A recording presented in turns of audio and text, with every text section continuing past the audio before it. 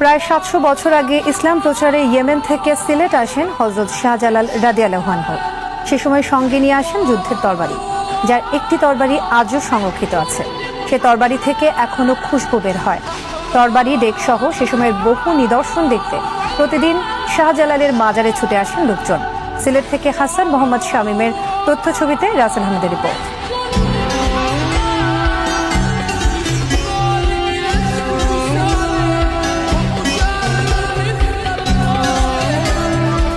এটি সাধারণ কোনো তলোয়ার নয়। প্রায় ৭০০ বছর আগে তলোয়ারটি ব্যবহার করতেন হযরত শাহজালাল রহমতুল্লাহ আলাইহি।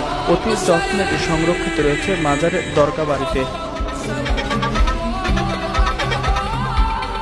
একসময় সিলেট অঞ্চলের শাসনকর্তা ছিলেন অত্যাচারী রাজা গৌর গোবিন্দ। সিলেটে ইসলাম প্রচারে সুদূর ইয়েমেন থেকে ৩৬০ জন সঙ্গে নিয়ে আসেন হযরত শাহজালাল। বিনা রক্তপাতে জয় করেন সিলেট। সে সময়